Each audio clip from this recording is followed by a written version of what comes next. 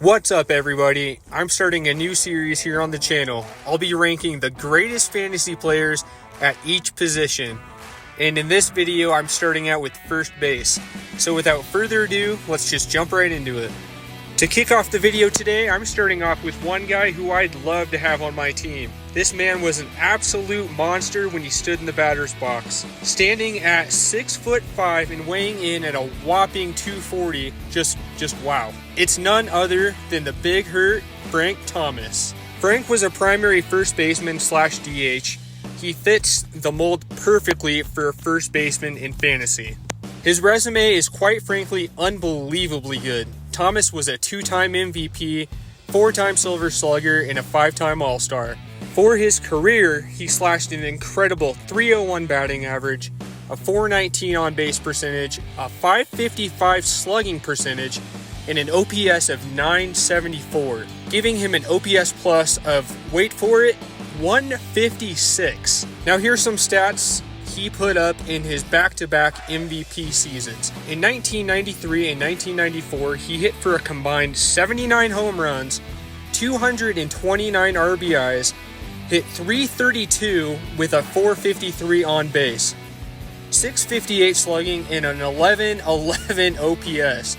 Those are just numbers from another planet. I mean, no human puts up those kind of numbers. If I could, I'd want prime MVP Frank Thomas on my fantasy team every single year.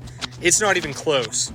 The second guy I had on my fantasy teams a few times, and he definitely carried me for reasons I'll explain here in a second. This guy was known as the Machine. You know him more commonly as Albert Pujols. Now, why do I have Albert as one of my best first basemen ever? Well, he was arguably one of the greatest first basemen ever and maybe a top 10 to 15 player all time. When I list off some of these stats, you may have to pick your jaw up from the ground. I mean, it's just unbelievable what this guy did. Albert Pujols started his career by hitting 30 home runs, driving in 100 or more RBIs, and hitting 30 or more doubles in 10 straight seasons to start his career. If that's not a first base fantasy god, I don't know what is. He also was no slouch on the base pass either, earlier in his career anyways, before he turned into a tortoise. He stole 10 or more bags in 3 seasons, stealing 14 and 16 in 2 seasons. He was a hitting machine and rarely swung outside the zone. For his career, he hit 703 home runs, drove in 2,218 RBIs,